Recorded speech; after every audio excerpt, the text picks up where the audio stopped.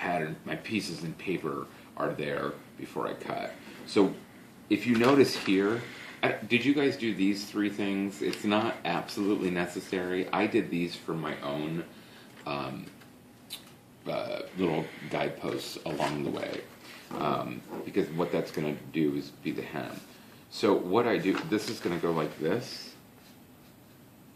We're going to, again, put right sides together. And I'm going to show you this. And we're going to sew here. And this is going to flip. And then see these little notches here? This is essentially what's called a basic shirt tail hem. These will all get folded down once. And then twice. 3 times a lady. And, okay. And it's going to, anyway. So in theory, it should all line up perfectly, and it does on my paper pattern. Now, I have taken my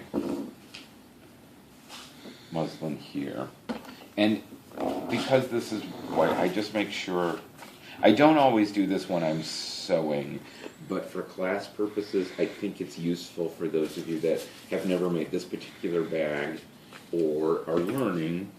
I will just make sure to get these little notches here. And these notches are a 1/4 inch, 1/4 inch, 1/4 inch. So your total lip of the thing is, I think it should be an inch.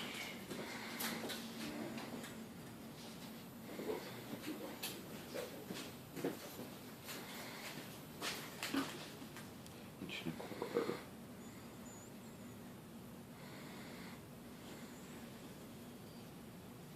Yeah, these are all 1/2 inches. They're just... Now, I have noticed on the paper, I'm seeming to recall that your paper pattern that came with this one, I think I added this because I wanted a heavier thing. So if yours doesn't, if yours just has a 1/4 inch, you can trim that and sew it. I'll show you what you mean as we get there. I think I added a little bit more only to give myself a heavier folded down edge. Now this is just turned one time and you can see it. And you can even see my stitch line, which, you know, and I've just been ignoring. This is but this one is actually a little thicker, so this was a learning exercise too. Generally in a pocket, you want a hem. This is also called a hem. Sometimes we think a hem's just at the bottom of pants and stuff, but anytime you've got fabric folded over like that, it's called a hem. So I've gone ahead and heated up my iron.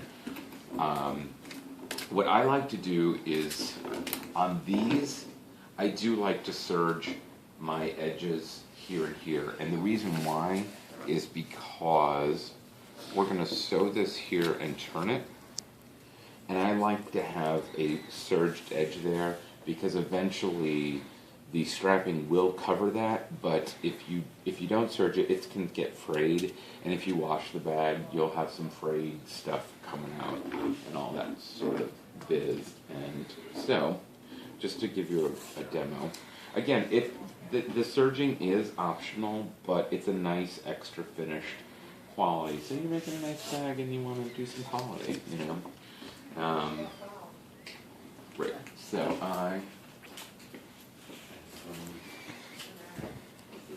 sewing skills improve. Like any craft or hobby, it's when I'm doing something that I know how to put together, it's good just to kind of get in that zone. We have so much stress in our lives that sometimes I can just do mindless work. You know what I mean? At least in my job, I'm constantly having to deal with stuff that taxes, you know, meetings and interpersonal stuff. That sometimes when I can just make stuff, I feel better. Just making sure to.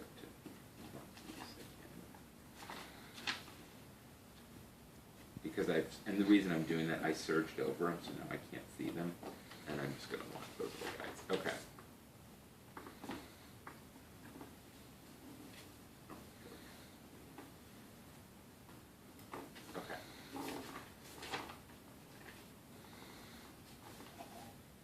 And I'm wondering if people aren't showing up because I gave them, is this class too easy? That they're like, oh yeah, I can go make the bag, you know, or are they just, what do you guys think? I heard sinus infections going Oh really? I hope they don't bring it in. I'd rather them stay home than and get us all sick. Okay. So now you've got your bag, right? This is your main bag. That is, if you notice, it is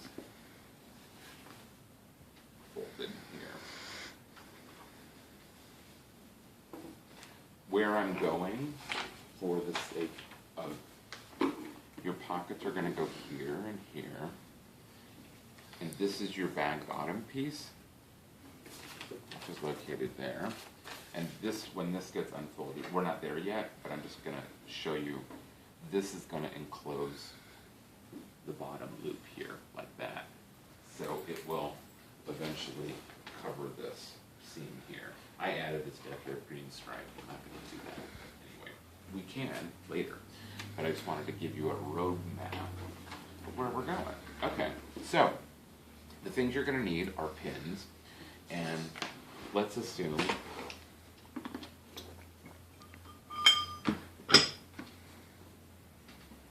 that this is our right side.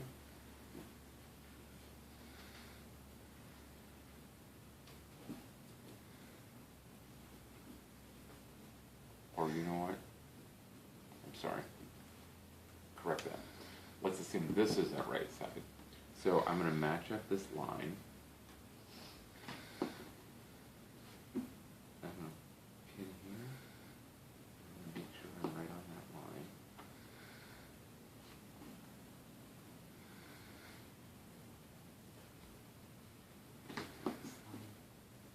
I double check that I'm right on my traced line. That's why I had you guys trace out the line here as well as where the straps are.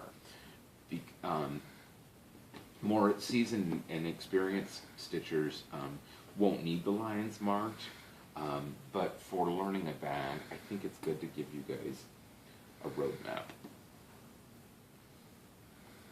And it will help ensure that you're straight up and down, and so your bags don't look all cattywampus.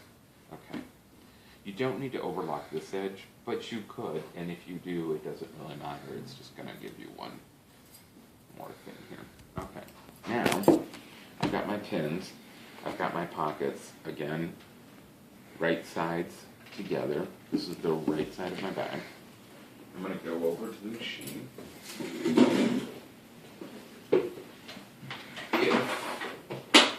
I'm going to turn it on or click there so the light comes on. Right now my zipper foot is on here because we just did the zipper thing. So just to recall, for the Nerdinas that have this presser foot attachment, you can just squeeze that little red thing and your presser foot will come off. You're going to switch it to your number 1 presser foot. So, and you line it up on that little cross mark, and it snaps right in. Okay. Again, you're going to make sure your threads are going straight back. Got a pop in there? Okay. Now, just load this into the machine.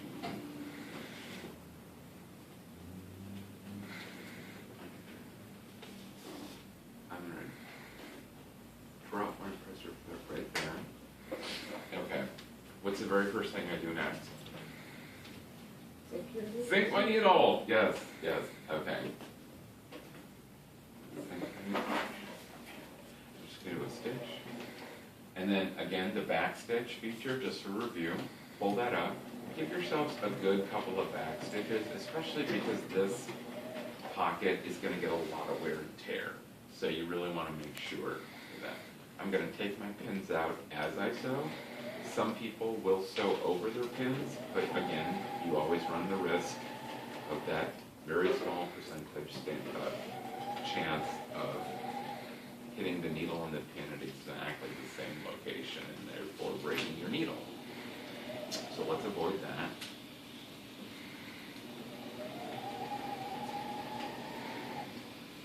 Okay.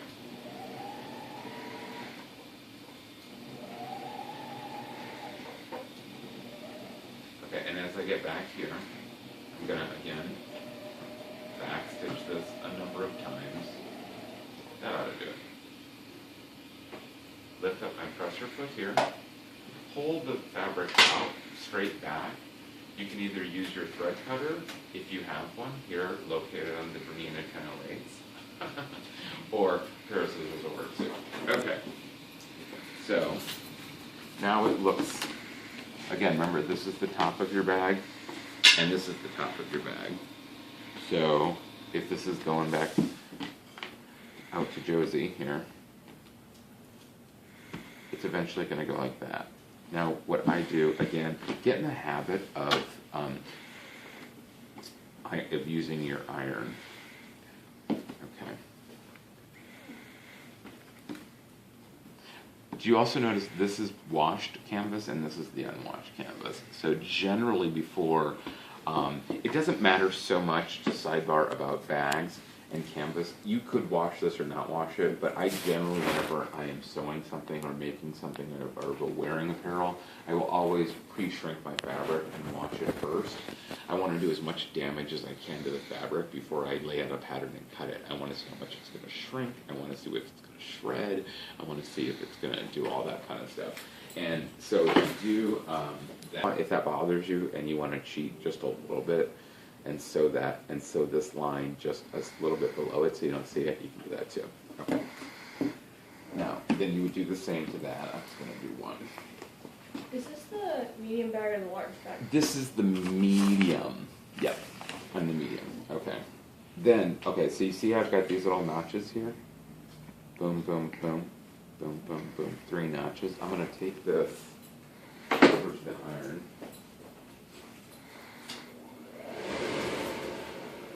The pedal on the bottom. What? There's like a pedal. What does that pedal do? I have no idea, but I pressed it and it scared me too. Okay. So basically this is what's known as a basic shirt tail hem. And the reason we call it a shirt tail hem is because generally, see on this hem on a shirt, on a conventional men's shirt, it's just folded twice and stitched. And that's what we call it, a shirt tail hem. So I fold this once, and I fold this twice. And again, do you really need to put notches in little clips? You do not have to. A lot of people will just finger press this, and as your sewing skills improve, you can kind of just eyeball it. But you really need your iron to really kind of get you a nice, good press down.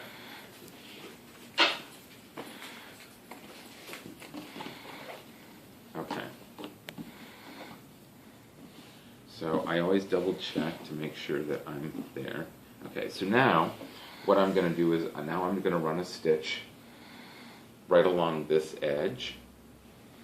So this is my right side. I'm just going to run a stitch here to secure that hem.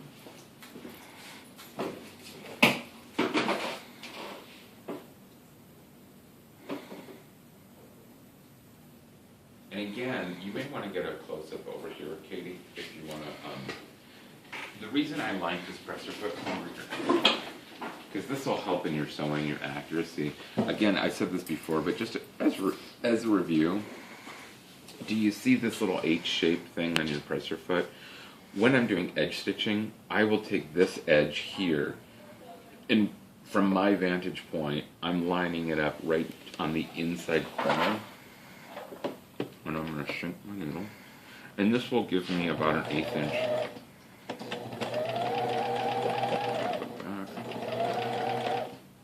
And I'm lining up the edge of this fabric right into that corner. So I'm basically running the edge of this foot right along the... Hey Tony, what's up? Hi. We I have... need somebody to talk to WIUT TV about The Optimist. Oh, I don't know anything about the Optimist. Okay. Okay. I can't find anybody. I'm so not your guy. I'm sorry. You're just the costume person. Yeah, Laura, I don't know where Laura is. She's the costume designer on it. Yeah. Yeah. I can't find anyone. They're all like... Yeah, sure. Okay. And then you just